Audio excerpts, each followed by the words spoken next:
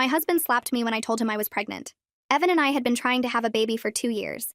We've had 2 years of negative tests and wondering if something was wrong with me. Then last month, I missed my period. Then I took 5 tests in one sitting because I couldn't believe the first 4. When those 2 pink lines finally appeared, I sat on the bathroom floor and cried until my sister Carrie talked me down through the phone. She told me I needed to tell everyone and make it special. Don't just blurt it out over dinner. Throw a party, invite everyone who matters, turn this into a memory we'd tell our kid about someday. So that's exactly what I did. 7 weeks later, my house was packed with everyone I loved. My parents stood by the appetizer table. Carrie kept shooting me excited glances from across the room. Evan's parents had flown in from Arizona, and his younger brother Jeff had shown up early to help me set chairs and arrange the gift table. Evan worked the crowd like he always did, shaking hands and making people laugh, being the charming husband I'd fallen for 6 years ago. I watched him from the kitchen doorway and felt my heart swell. Tonight, I was going to make him the happiest man alive. I grabbed a fork, tapped it against my wine glass, and the room slowly went quiet. 40 faces turned toward me. My mom was already tearing up, and she didn't even know yet. Evan made his way through the crowd and stood beside me, his arm wrapping around my waist. He looked at me with warm, curious eyes, completely clueless as to what I was about to say. "Thank you all for coming," I said, my voice shaking a little. "I know some of you traveled really far, and I promise it's worth it." I looked up at Evan and smiled. "We're having a baby. I'm pregnant." The room exploded. My mom screamed. My dad started clapping so hard I thought he'd hurt his hands. Carrie was jumping up and down yelling, "I knew it," even though she actually did know.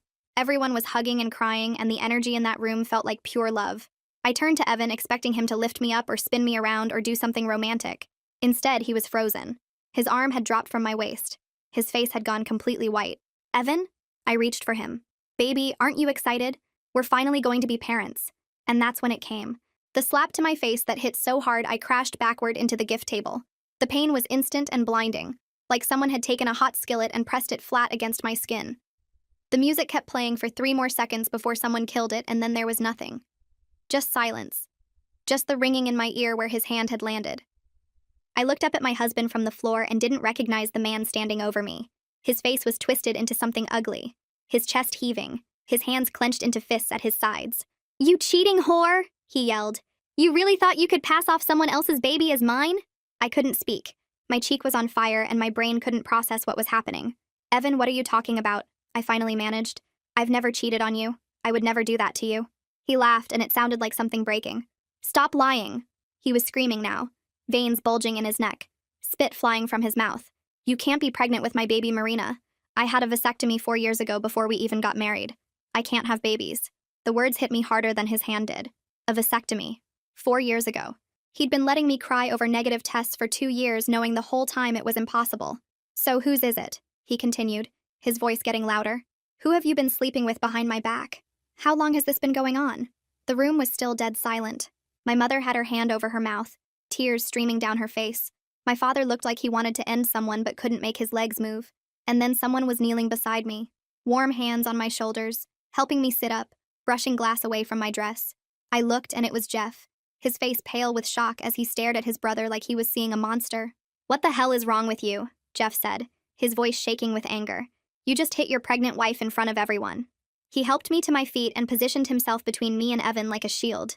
Evan was pacing back and forth like a caged animal, running his hands through his hair. 2 years I let you make me feel guilty for not giving you a baby. And this whole time you were spreading your legs for someone else?" He turned to the room, arms wide, like he was inviting everyone to see what I really was. Look at her. Look at her standing there pretending to be confused. She knows exactly what she did. She knows exactly whose baby that is. So there I was, face-stinging entire family watching accused of cheating by my own husband. And the worst part? Evan had proof. A vasectomy I never knew about. In his mind, this pregnancy was impossible unless I slept with someone else. I demanded a paternity test. It would take a week to come back. 7 days until I could prove I was innocent. But I didn't know that those 7 days would be the worst of my life. Because while I waited for science to save me, everyone I loved was about to turn on me. Everyone left the party without saying goodbye. They just grabbed their coats and filed out one by one, eyes down, mouths shut. My parents were the last to go. My father hugged me so tight it hurt and whispered, "I'll kill him if you want me to." But I shook my head because I still believed this was a misunderstanding. When the door finally closed, I turned around and Evan was already walking toward our bedroom. "Evan," I said. My voice came out smaller than I wanted it to. "Please just listen to me. I don't know how to explain this, but I haven't been with anyone else. You're the only man I've been with in 6 years. There has to be another explanation. He laughed, but there was no humor in it. Just this cold, empty sound that made me feel sick. Another explanation? For how you got pregnant by a man who can't make babies? He took a step toward me. I flinched. I actually flinched away from my own husband, and I watched that register on his face. For half a second, something flickered in his eyes. Guilt, maybe. Or recognition of what he'd done. But then it was gone, replaced by that hard, angry mask. I'd love to hear it, Marina. Really. Enlighten me. I had nothing. No explanation. No defense except my own word, which clearly meant nothing to him anymore. Then let's do a paternity test, I said. Let's prove it scientifically. Because when that test comes back showing you're the father, you're going to have to live with how you treated me tonight. You're going to have to look me in the eyes knowing you hit me and called me those things and humiliated me in front of everyone I love. Something changed in his expression. Doubt, maybe. Or fear. He was quiet for a long moment, and I let the silence stretch because I needed him to feel the weight of what he'd done. Fine, he finally said. First thing tomorrow. We sat in the clinic waiting room like two strangers sharing a bus stop. Evan sat 4 chairs away from me with his arms crossed and his jaw clenched so tight I could see the muscles jumping under his skin. Every few minutes he'd glance at me and then look away, like even the sight of me made him sick. I wanted to scream at him. I wanted to grab his face and force him to look at me, really look at me, and see that I was telling the truth. But I just sat there with my hands folded in my lap, staring at the wall, trying not to cry in public. The nurse called my name first, and I went alone because Evan refused to be in the same room while they drew my blood. Afterwards, she told me I'd have to wait 7 to 10 business days. I sighed heavily. That meant 7 to 10 days of this hell. I nodded and thanked her and walked back to the waiting room on legs that didn't feel like mine. The texts from his family started on day 2. His mother went first. I always knew you were a whore. Now my whole family knows it too. His sister followed an hour later. You disgust me. I hope you lose that baby. His aunt sent a paragraph about how she'd warned Evan not to marry me, how she'd seen the trash in me from day 1, how I'd fooled everyone with my nice girl act, but now the mask was off. His cousin sent a photo of me from the party, mid-fall, with the caption, "Cheaters always get what they deserve." I sat on my bed reading message after message until my phone screen blurred from tears. These people had hugged me at holidays.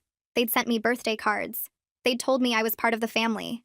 Now they were calling me names I'd never been called in my life, and wishing harm on my unborn child. I turned off my phone because I couldn't take anymore.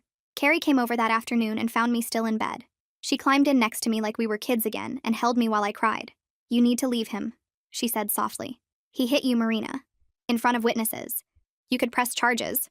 You could take him for everything. My mother called that night saying the same thing. So did my father. So did everyone in my family who reached out. Leave him, sue him, make him pay. But I couldn't. Not yet. Because the test would prove I was innocent and then everything would go back to normal. It had to. I lay awake that night with my hand on my stomach, trying to feel something. Some connection to the life growing inside me. But all I felt was doubt. What if Evan was right? What if the vasectomy made it impossible? What if somehow, some way, something had happened that I couldn't remember? The thought made me sick, but I couldn't stop it from creeping in. I went through every night of the past 3 months in my head. Every time Evan and I had been together. Every moment I'd been alone. Nothing made sense. I knew I hadn't cheated. I knew it in my bones. But if Evan really couldn't have children, then whose baby was this? On day 4, Jeff knocked on my door holding a bag of takeout. Figured you weren't eating, he said. His voice was gentle and his eyes were soft with concern.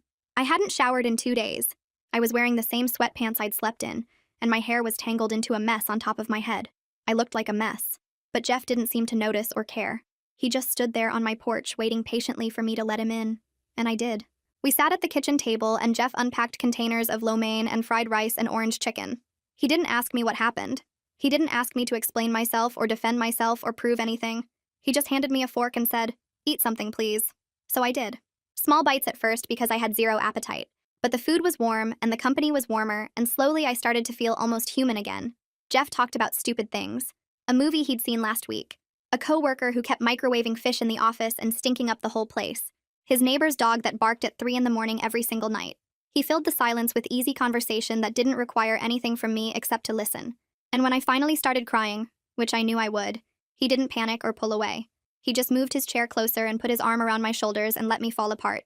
I didn't do anything wrong, I said between sobs. I know you probably think I did, but I swear, Jeff, I have never been with anyone except your brother. I don't know how this happened. I don't understand any of this. He rubbed slow circles on my back and shook his head. I believe you, he said quietly. I don't know what's going on, but I know you're not that kind of person. Anyone who's spent 5 minutes with you knows that. I cried harder because after 4 days of being treated like a criminal, someone finally saw me. Someone finally believed me without demanding proof. Jeff stayed for 2 more hours. He washed the dishes even though I told him not to. He made sure I had his number saved in my phone in case I needed anything. And when he left, he hugged me at the door and told me to call him anytime, day or night, if everything got too heavy. I watched him drive away and felt something I hadn't felt in days. Hope. Someone was actually on my side and not trying to tell me what to do or berating me left and right. I survived the week from hell. Evan's family calling me every name. Carrie begging me to leave him. Evan looking through me like I was already gone. The only person who didn't treat me like a criminal was Jeff. He checked on me every day, brought me food when I couldn't eat, told me Evan was wrong for what he did. But I held on because the test results were finally here. This was my proof, my vindication. Except when I opened that envelope, I didn't find salvation. I found something that made everything 1,000 times worse. 3 more days passed before the envelope arrived. Jeff checked on me a few times and brought food when he could. But mostly I was alone in a house where my husband lived 20 feet away and acted like I didn't exist. Evan had been locked in the guest room since the night of the party. He'd leave for work before I woke up. He'd come home after I'd already gone to bed. The only sign he was still living there was the coffee mug in the sink every morning, and the sound of the guest room door clicking shut every night. We existed in the same house like ghosts who couldn't see each other. Sometimes I'd stand outside the guest room door with my hand raised, ready to knock, ready to try one more time. But I never did. What was the point? He'd made up his mind about me. The only thing that would change it was proof. And proof was coming. When the mail truck finally pulled up on day 7, I was standing at the window like I'd been doing every afternoon. My heart jumped into my throat the second I saw the white envelope in the mailman's hand. Clinic logo in the corner. My name printed on the front. My entire future folded up inside a single piece of paper. I ran outside in my bare feet, not caring that the concrete was cold, not caring that I was still in my pajamas. I grabbed the envelope from his hands before he could put it in the box. He gave me a strange look, but I didn't care. I didn't care about anything except what was inside. I held it against my chest and felt my heart pounding so hard I could hear it in my ears. This was it. This was finally it. 7 days of hell were about to end. I was about to be vindicated. I called Jeff first. I don't know why. Maybe because he was the only person who'd believed me. Maybe because I needed someone in my corner when I finally proved the world wrong. He answered on the second ring. The results came, I said, and I could hear the hope in my own voice. They're here, Jeff. I'm holding them right now. He told me he'd be there in 10 minutes and to wait for him before I opened anything. I agreed because I wanted witnesses. I wanted everyone to see the moment I was proven innocent. Then I went to the guest room door and knocked. No answer. I knocked again, harder this time. Evan, I called through the door. The results are here. Come out. I want you to see this with your own eyes. I pressed my ear against the wood and heard movement inside. Footsteps. The creak of the bed. Then silence. I knocked a third time. I'm not going away. This affects both of us and you're going to be here when I open it. More silence. Then finally the lock clicked. The door swung open and Evan stood there looking at me with empty eyes. He'd lost weight in the past week.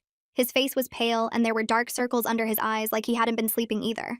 For half a second I felt sorry for him. Then I remembered the slap. I remembered the names he'd called me. I remembered the way he'd turned the whole room against me. The sympathy disappeared. He didn't say a word. He just walked past me toward the kitchen and sat down at the table with his arms crossed, waiting. I followed him and placed the envelope in the center of the table between us. Neither of us touched it. We just stared at it like it might explode. Jeff arrived 5 minutes later. I heard his car pull into the driveway and went to let him in. He looked nervous, which surprised me. His eyes kept darting to the envelope on the table and then back to my face. You okay? He asked quietly. I nodded because I was more than okay.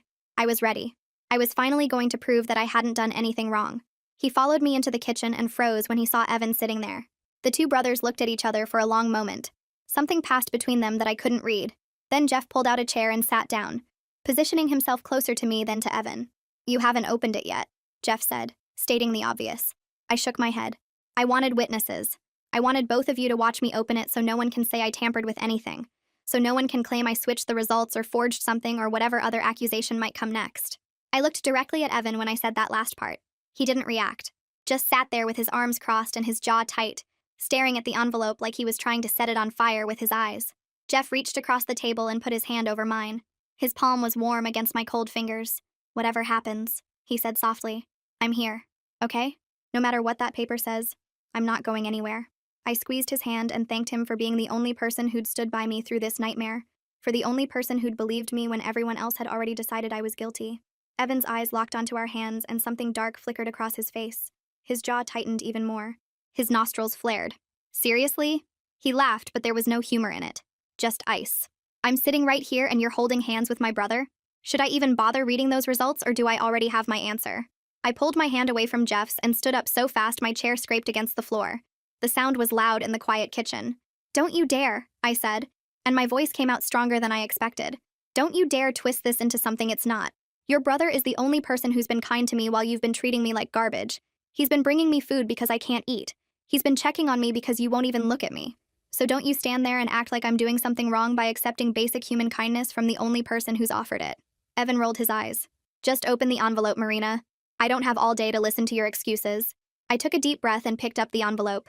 It felt heavier than it should, like the weight of my entire marriage was pressed into that single piece of paper. I looked at Evan and felt something surge in my chest. Confidence. Certainty. I knew I hadn't cheated.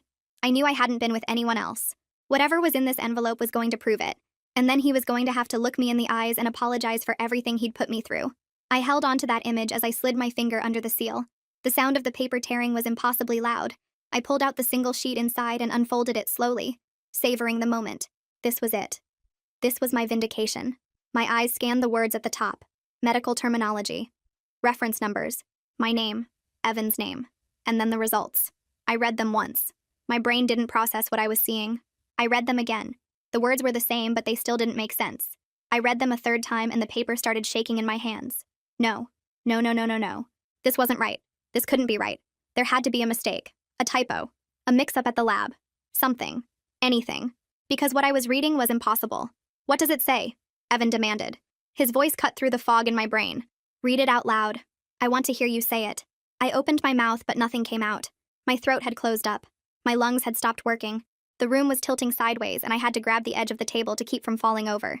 "Marina," Jeff said, and his voice sounded like it was coming from underwater. Far away. Muffled. "What does it say?" I looked up at my husband. At the man I'd loved for 6 years. At the man I'd built a life with.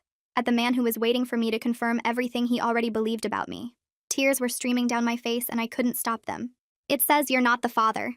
The words hung in the air between us. Heavy. Final. Devastating. Evan's expression didn't change. Not even a flicker of surprise. He just sat there with his arms crossed like he'd been expecting this all along. Like he'd known from the beginning that I was exactly what he accused me of being. "And there it is," he said slowly. His voice was calm now.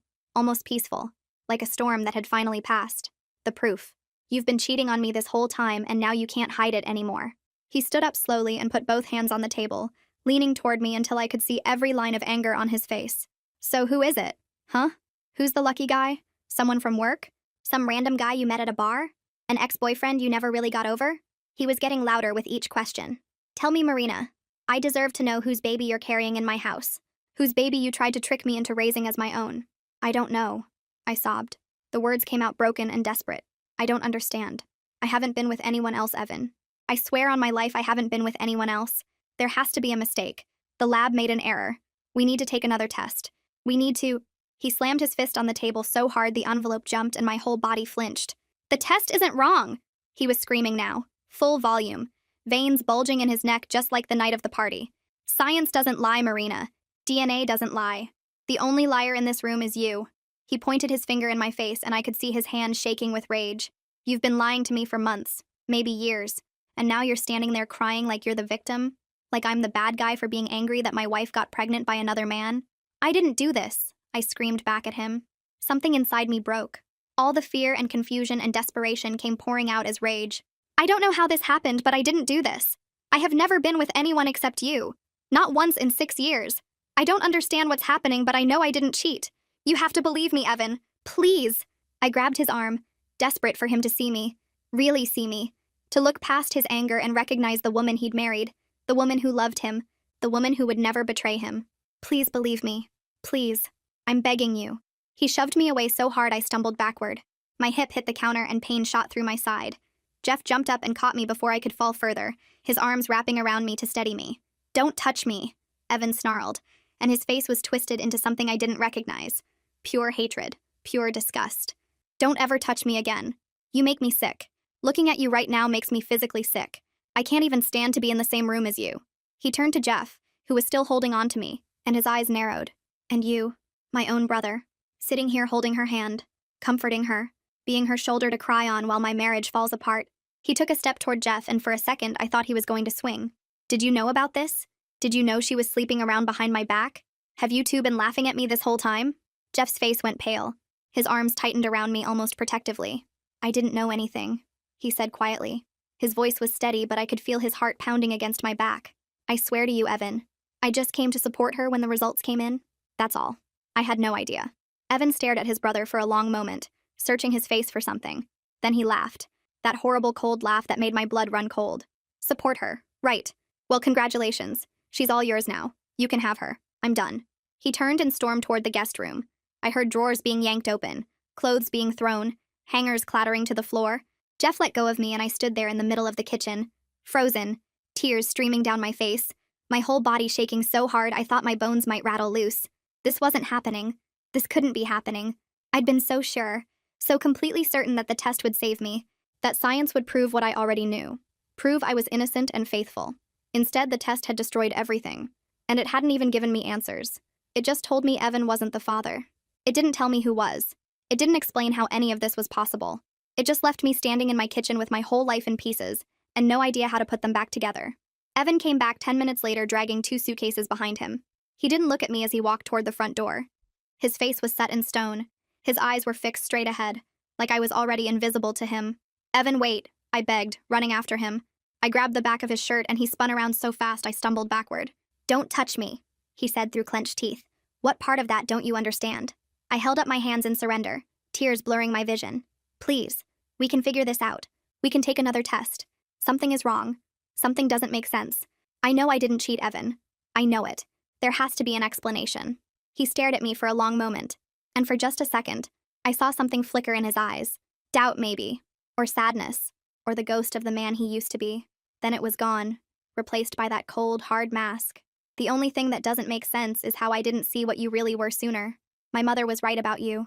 My whole family was right about you. I should have listened to them from the beginning. He picked up his suitcases and opened the front door. I'm staying with Felix until I figure out what to do about the house. Don't call me. Don't text me. Don't try to contact me at all. As far as I'm concerned, you don't exist anymore.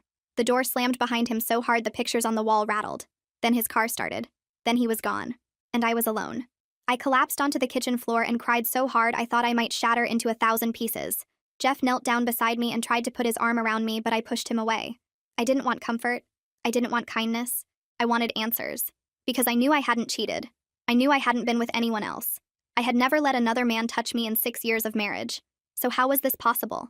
How was I carrying a baby that wasn't my husband's? I stared at those results knowing how guilty this looked.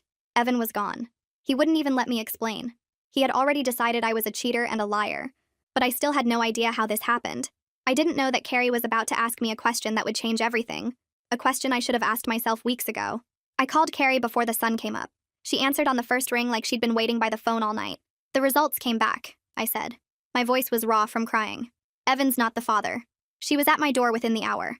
I let her in and handed her the paper without saying anything. She read it twice, her face getting paler each time. Then she set it down on the kitchen table and looked at me with an expression I couldn't read. Sit down, she said. We need to talk through this. I sat across from her at the table, the same table where Evan had slammed his fist, the same spot where Jeff had held my hand, the exact place where my entire life had fallen apart less than 12 hours ago. Carrie pushed the results aside and folded her hands in front of her.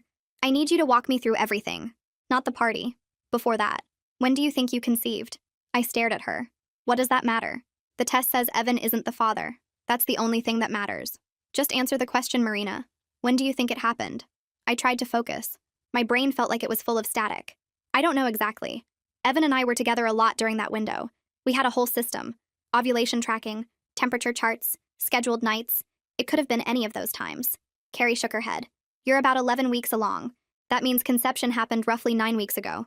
Maybe 10. She leaned forward. Think harder. Is there any night during that time that stands out? Anything that felt different or strange? I closed my eyes and tried to go back. All those nights of trying so hard blurred together. The same routine, the same hope, the same disappointment month after month until the one test that finally came back positive. But then something floated up from the back of my mind. A night I hadn't thought about since it happened. A night that was different from all the others. There was one night, I said slowly. My eyes were still closed, reaching for details I'd never bothered to examine before.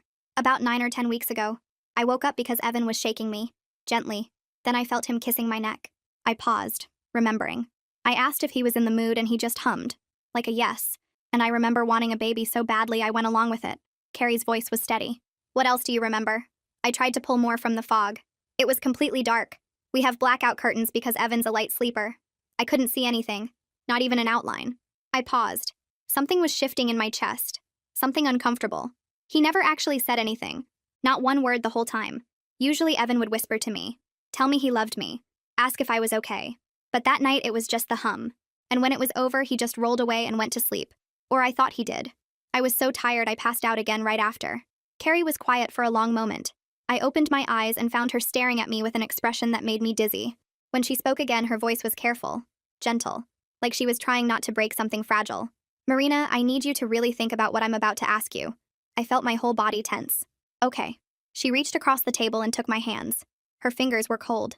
That night, the darkness, the silence, the way he didn't speak, just hummed. She squeezed my hands. Are you absolutely certain it was Evan? I yanked my hands back like she'd burned me. What kind of question is that? Of course it was Evan.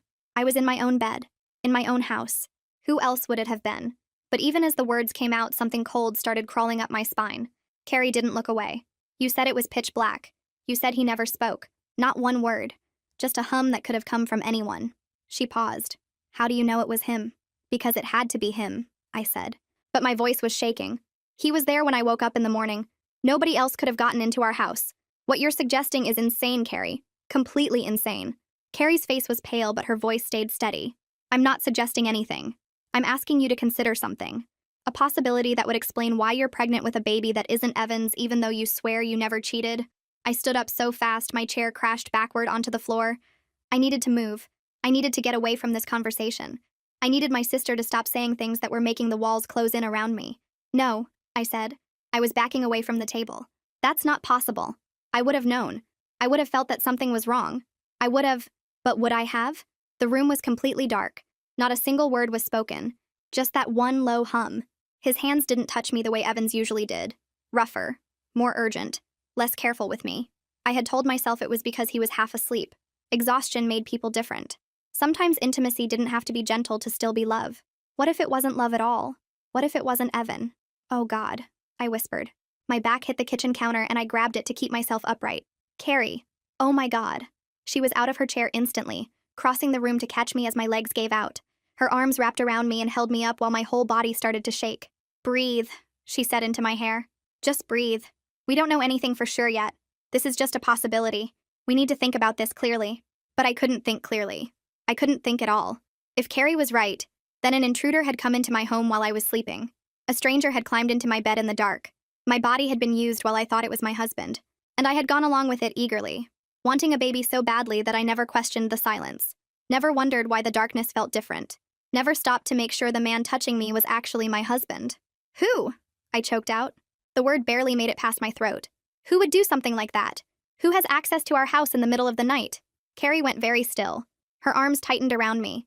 And then she said something that made my blood turn to ice. Who has a key to your house, Marina? The answer hit me like a truck. The only person who had one was Jeff. Jeff had a key. Evan gave him one 2 years ago when we went on vacation and needed someone to water the plants. We never asked for it back. My mind started racing through everything from the past week. His kindness when everyone else turned on me. His certainty that I hadn't cheated.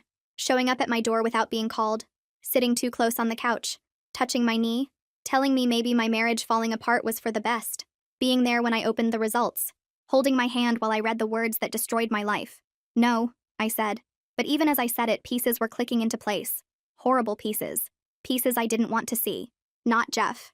He wouldn't. He's Evan's brother. He's been helping me. He's been... I trailed off. Helpful. Attentive. Always there. Never surprised by anything that happened. Like he already knew how it would end. Carrie pulled back and looked me in the eyes. We need to find out for sure. Another test.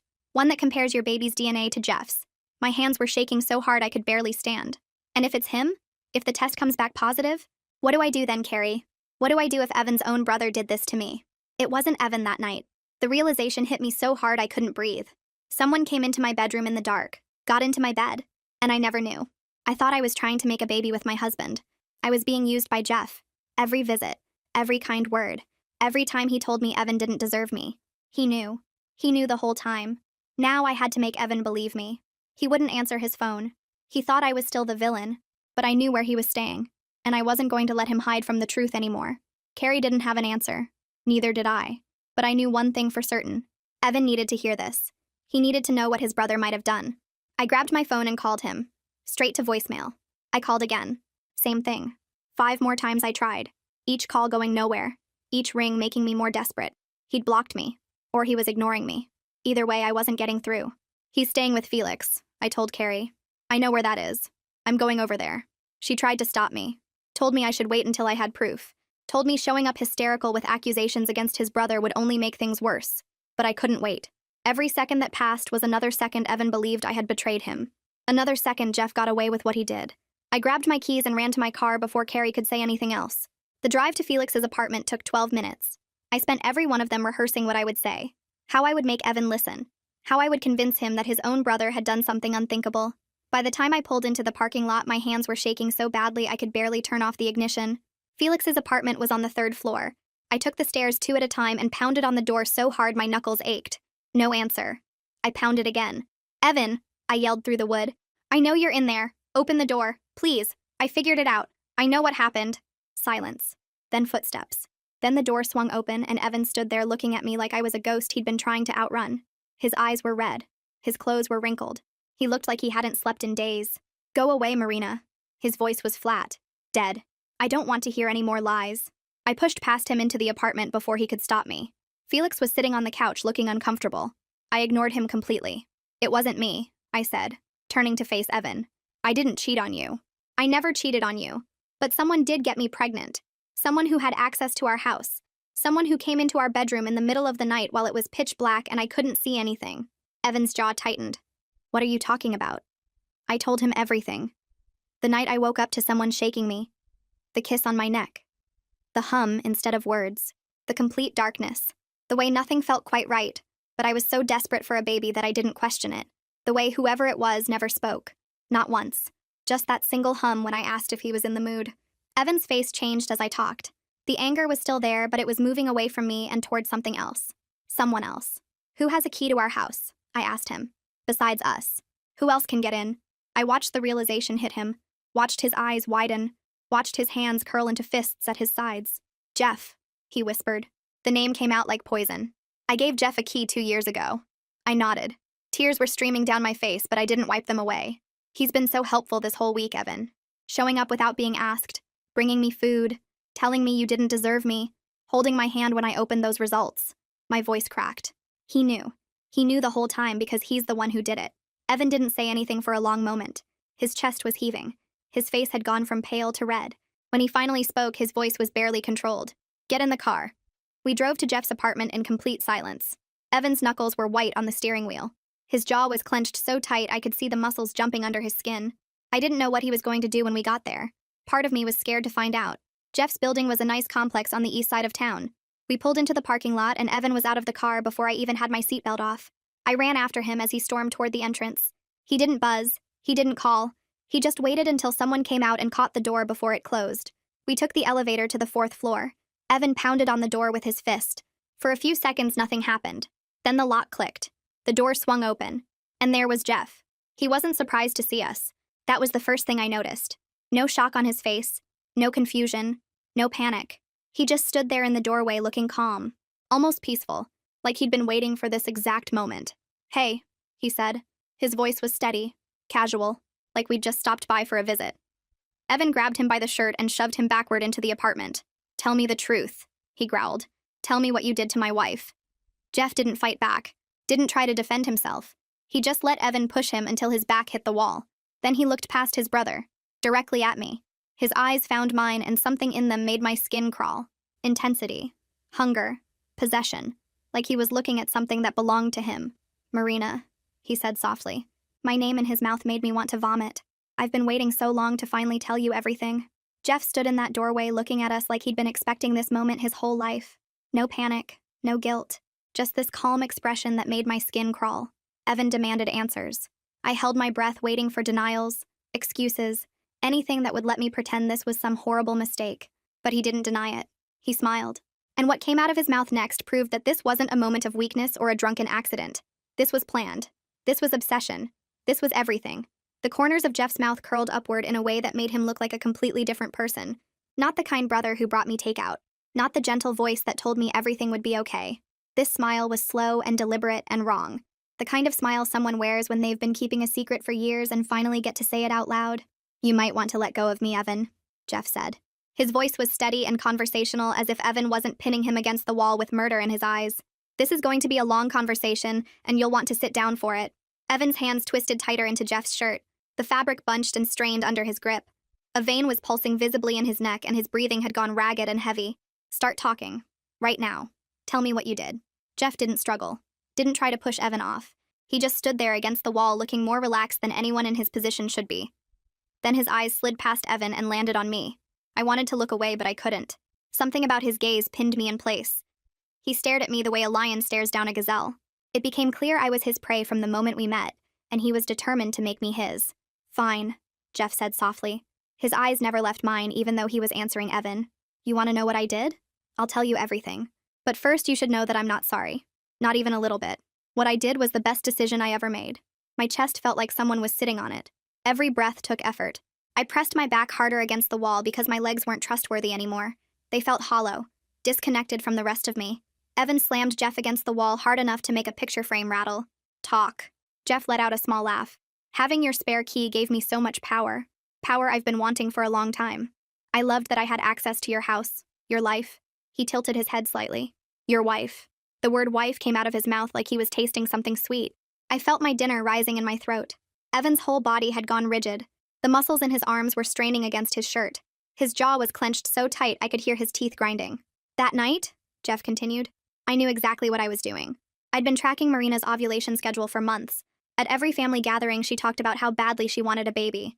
She cried about you two trying for so long that she was starting to lose hope. And I couldn't have my sweet, precious Marina feel that devastated." Every word hit me like a physical blow. He'd been watching me, studying me, learning when I was most vulnerable. But then something interesting happened, Jeff continued. His voice had turned almost cheerful now. "You got a vasectomy, and you didn't tell her. You let her believe something was wrong with her body while you sat there knowing the whole time you'd made sure she could never have your baby." He laughed softly. "That's when I realized the universe was giving me a sign. You didn't want to be a father, but I did. And Marina deserved to have the baby she'd been crying herself to sleep over for 2 years." Jeff continued. "I waited for the perfect night. I knew your bedroom layout, knew about the blackout curtains, knew Evan slept like the dead after his night poker games. All I had to do was slip in around 3 in the morning, climb into bed, wake you up the way a husband would." He looked at me again, and his expression softened into something that made me want to scream. Tenderness. Affection. Like he was remembering a romantic moment we'd shared. "You were so sweet that night, Marina. So eager. When I kissed your neck, you made this little sound, this happy little sigh. And when you asked if I was in the mood, I almost broke character and told you the truth right there. How much I loved you and wanted you." He smiled happily at that while tears poured down my face. I couldn't do anything except stand there and listen to him describe the worst thing that had ever happened to me. "But I stayed quiet," Jeff continued. "Just hummed a yes, and let you believe what you wanted to believe. And afterwards, when you curled up against me in the dark, I laid there for almost an hour just holding you, listening to you breathe, feeling your heartbeat against my chest. It was the happiest I'd ever been." Evan released one hand from Jeff's shirt and pulled it back into a fist. His knuckles were white. His arm was shaking with the effort of not swinging. "You sick piece of garbage," Evan spat. Each word came out through gritted teeth. "You violated my wife. In my house. In my bed." Jeff's eyes finally moved to his brother. Something flickered in them. Not guilt, not shame, annoyance. Like Evan was interrupting something important. "She was never really yours, Evan. That's what you don't understand. From the moment I met her at your engagement party, I knew she was supposed to be with me. But you got there first. You always got there first. The better grades, the better job, the better everything. And then you got her too." His voice dropped lower, harder. "I spent 4 years watching you take her for granted. 4 years watching you ignore her while she tried so hard to be a good wife. 4 years knowing I could love her better than you ever would." I pressed my hand over my mouth to keep from sobbing out loud. 4 years. He'd been watching me for 4 years. Every family dinner. Every holiday. Every time he came over to help with something around the house. He'd been looking at me like this. Wanting me like this. And I never knew. Evan's fist connected with Jeff's jaw so hard the sound echoed off the walls. Jeff's head snapped to the side and blood appeared at the corner of his mouth. But he didn't fall. Didn't cry out. Didn't even raise his hands to defend himself. He just turned his head back slowly and looked at his brother with that same calm expression. Then he laughed, blood on his teeth and joy in his eyes. That felt good, didn't it? Jeff said. Hit me again if you want. Break my nose. Knock out my teeth. None of it changes anything. I did what I did and I don't regret a single second of it. He spit blood onto the floor. That baby Marina is carrying? That's my baby. My child. The only family I've ever made for myself. And you can hate me all you want, but you can't undo that. You can't take that away from me. I slid down the wall until I was sitting on the floor. My legs had finally given up completely. Carrie wrapped her arms around me while I tried to make myself as small as possible. Tried to disappear. Tried to stop hearing his voice, but it kept going. And these past 2 weeks? Jeff stepped away from the wall now that Evan had let go of him. He wiped the blood from his chin with the back of his hand. Those were the best days of my life. Sitting with you in your kitchen, Marina. Holding your hand. Telling you I believed you when everyone else called you a liar. Watching you look at me like I was the only person in the world who cared. He took a step toward me, and Evan immediately moved between us. I got to be there for you. I got to comfort you. I got to be the man you needed while your husband treated you like garbage. Every tear you cried on my shoulder was proof that I was right. You should have been with me from the beginning. I was shaking so hard my teeth were chattering. Every moment from the past 2 weeks was replaying in my head, but it all looked different now. His arm around me on the couch. His hand on my knee. The way he always sat too close. The way he looked at me when he thought I wasn't paying attention. I thought he was being kind, supportive, brotherly. He was savoring his victory. Enjoying watching me suffer while knowing he was the reason for all of it. Marina. Jeff said my name softly, almost lovingly. Look at me. Please. I didn't want to, but something in his voice made me lift my head. He was standing a few feet away with Evan blocking his path, but his eyes found mine easily. And what I saw in them terrified me more than anything else had. Hope. Genuine hope. Come with me, he said. Right now. Tonight. We can leave this whole mess behind. Start over somewhere new. Raise our baby together the way it should have been from the start. The air left my lungs. He actually believed this was possible. He actually thought I might say yes. He'd violated me in the most intimate way possible, and he was standing there asking me to run away with him.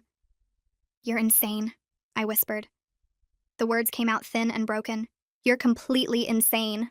Something changed in his expression. The hope dimmed slightly, replaced by confusion, then frustration.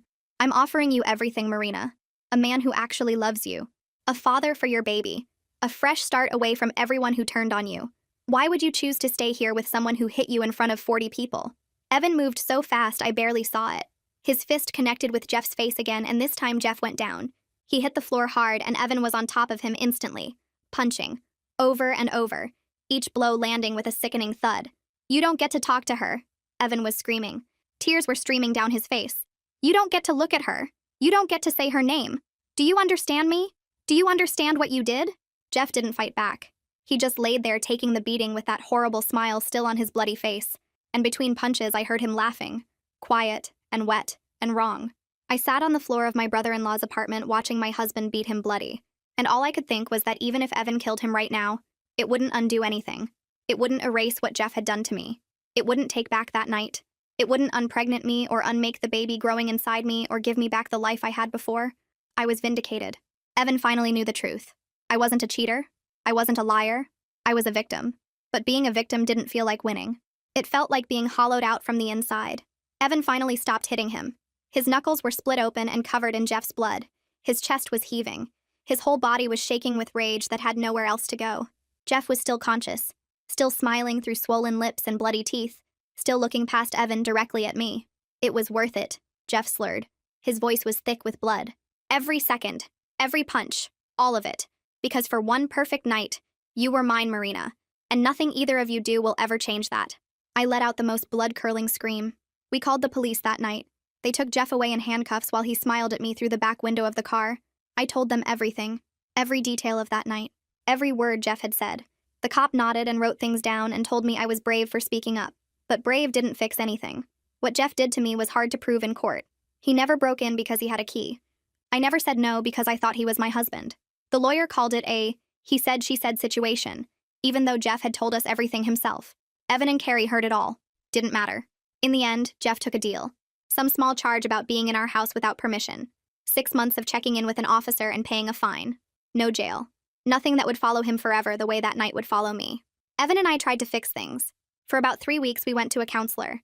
Sat in a room and talked about trust and pain and getting better. But every time I looked at him, I saw the party. The slap. The way he called me a whore in front of everyone I loved. The way he decided I was a cheater before thinking about any other answer. He said sorry 1,000 times, cried and begged and swore he would spend his whole life making it up to me. But some things can't be fixed. Some words can't be taken back. He hit me. He shamed me in front of 40 people. He let his family send me texts wishing bad things on my baby. Even though he knows the truth now, those 2 weeks of hell still happened. I filed for divorce. He didn't fight it. I think part of him knew we were broken the moment his hand hit my face. The stress took everything from me. 2 weeks after the divorce was done, I woke up in the middle of the night with pain so bad I couldn't stand. Carrie drove me to the hospital. The doctor told me what I already knew from all the blood. I lost the baby. Part of me felt relief and I hated myself for it. That baby was innocent. That baby didn't ask to be made. But every time I thought about carrying Jeff's child, every time I pictured looking into a face that might have his eyes or his smile, I couldn't breathe. Now the baby was gone and I didn't have to choose. The guilt from feeling relieved will probably stay with me forever. But for now, there's nothing I can do but start a new life far from everyone.